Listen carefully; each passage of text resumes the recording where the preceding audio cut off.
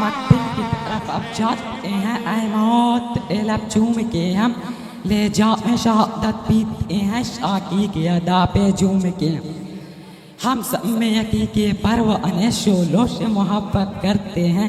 अज़ीज़ हमारी राहों से हट हम मौत की इज्जत करते हैं। अल्हम्दुलिल्लाह अल्हम्दुलिल्लाहिल्लज़ी नअबुदु व नस्तईनु व नस्तगफिरु व नुमिनु बिही व नतवक्कलु अलैहि व नऊज़ु बिही मिन शुरूरि मिन अनफुसिना व मिन सय्यिआतिना मन यहदिल्लाहु फला मुज़िल्ल लहु व मन युज़लिल्लाहु फला हादिय लहु व नशहदु अन ला इलाहा इल्लल्लाह व नशहदु अन्न मुहम्मदन अब्दुहु व रसूलुहु सल्लल्लाहु तआला अलैहि वसल्लम। जब गुलिस्तान को खो की जरूरत पड़ी, जब गुलिस्तान को खो की जरूरत पड़ी तो सबसे पहले गर्दन हमारी कटी। अब कहते हैं हमसे ये आले चमन, अब कहते हैं हमसे ये आले चमन, ये चमन है हमारा तुम्हारा नहीं। मिल्लत इस्लामिया के नौजवानों, आज मैं आप हज़रात के सामने हिंदुस्तान के मुसलमानों पर होने वाले सियासी जुल्म सितम और दीन इस्लाम को जड़ से खत्म करने के साजिश और कोशिश के मौजूद पर कुछ अर्ज करना चाहता हूँ।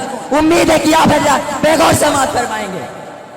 वो हिंदुस्तान जिसकी हुर्रियत को बात को मुसलमानों ने अपने खून जिगर से सींचा था, वो हिंदुस्तान जिसकी आज़ादी के खातिर वाराना साहिल में कूद पड़े थे और मौजों से खेलते हुए मैदान तक जा पहुंचे थे, बेपनाह कुर्बानियों के जरिए इसको परवान चढ़ाया था। आज उसे हिंदुस्तान में मुसलमानों को तरह तरह की अज़ियतें और तकलीफें पहुंचाई जा रही है। मुसलमानों के दिलों से इस्लाम के मोहब्बत को खत्म करने की बहुत ही घिनौनी और नापाक साजिशें की जा रही है। इसमें शक को सुबह नहीं, दुनिया में हक व बात की लड़ाई शुरू से हो रही है। जालिम और जाबिर, ताकतवर कमजोर, मजलूम की कहानियां बहुत पुरानी है। करम ने इंसानियत पर कई बार बिजलियां गिरी है, बागे इंसानियत में कई बार आंधी आई है, बासरियत ने इंसानियत का कई बार मुंह नोचा है और हवानियत का नंगा नाच किया है। इसमें शक नहीं कि हम पर मसाइब के पहाड़ तोड़े जा रहे हैं। हम मजलूमों बेकसूरों को फिरका परस्त ने जुल्म सितम का निशाना बनाया है। हमारी माँ बहनों की इज्जत लूटी जा रही है। बिरदराने मिल्लत, ये तो हिंदुस्तान में किसी भी दौर में मुसलमानों का हमें कोई नहीं था, लेकिन जब से फिरका परस्त ने हिंदुस्तान में जन्म लिया उस वक्त से मुसलमानों की रही से सुकून व चैन छिन गया, क्योंकि उन फिरका परस्त ने हमें वक्त मजहब इस्लाम को मिटाने की ना जाने कैसी कैसी रचना रची है। गौर तो करे, कभी वंदे मातरम जैसी गंदी वंदे चीज को नाफिज करने का हुक्म होता है, जिसकी वजह से हमारी औलिया की नींद हराम हो गई थी। आज भी बहुत सारे स्कूलों में ये गीत गाए जाते हैं जिसमें सरासर खून पे भरा हुआ है, जिसके एक बार पढ़ने से इंसान खारिज इस्लाम हो जाता है, जिस गीत को एक बार पढ़ने से मुसलमान नहीं रहता। आज वही गीत हिंदुस्तान के मदारिस व मकातिब में पढ़ने के लिए बच्चों को मजबूर किया जा रहा है। आज हिंदुस्तान के मदारिस को दहशतगर्दी का अड्डा करार दिया जा रहा है और यह इल्जाम लगाया जा रहा है कि जितने भी फसादात हो रहे हैं उनका फेसबुक और लीडर ये मुल्ला है, इसलिए पहले इनको खत्म किया जाए। और इसकी आसान जरूरत यह निकाली गई कि हम मुसलमानों के मदारिस व मकातिब और खत्म कर दिया जाए। इसी वजह से हमारी इबादत गांव पर बुलडोजर चलाया जा रहा है कि हम मुसलमान किसी भी मदारिस व मकातिब और मस्जिद नहीं बना सकते हैं। लेकिन शायद उनको ये मालूम नहीं कि हम मुसलमानों की जब तक सांस चलती रही उस वक्त तक दीन इस्लाम पर मदारिस व मकातिब और मस्जिद पर किसी भी तरह की आंच ना आने देंगे। हम तुम्हारी धमकियों से खौफ खा सकते नहीं, हम तुम्हारी धमकियों से खौफ खा सकते नहीं, जुल्म के आगे हम अपना सर झुका सकते नहीं। है यही तारीख अपनी, है यही अपना फलसफा, हम जमाने में दबाने से उभरते हैं सदा। बिरादराने मिल्लत, अगर वतन हमारी जान मांगे तो हम जान देंगे, अगर वतन हमारा औलाद मांगे तो औलाद देंगे, अगर वतन हमारा तन मन मांगे तो सब कुछ देंगे। लेकिन यह नहीं हो सकता कि हम मुसलमान नबी सल्लल्लाहु अलैहि वसल्लम की जान चला दें। यह नहीं हो सकता कि हम मुसलमान आखिरत को छोड़कर दुनिया को तरजीह दें।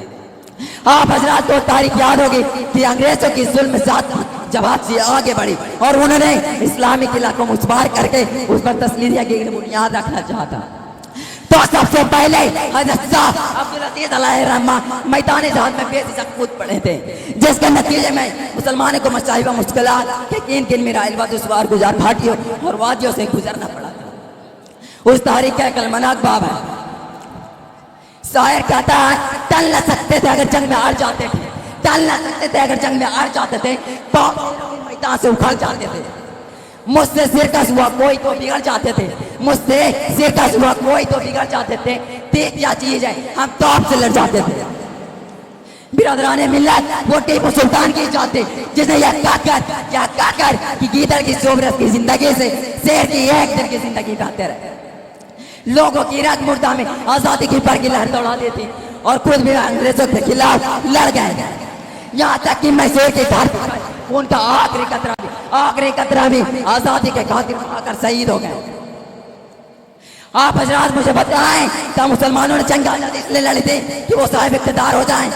क्या मुसलमानों ने अपना खून इसलिए बहाया था कि वो हाकिम बने? नहीं, हरगिज़ नहीं, बल्कि इस्लाम को बरकरार रखने, बहुत ही खूब, माशाअल्लाह, दीन को बरकरार रखने के लिए, तौहीद को बरकरार रखने के लिए, हिंदुस्तानियों को गुलामी की जंजीरों से आजाद कराने के लिए। लेकिन आज फिर हुकूमत फिरका परस्त अंग्रेजों की तरह हमारे दीन पर हमला करना चाहती है।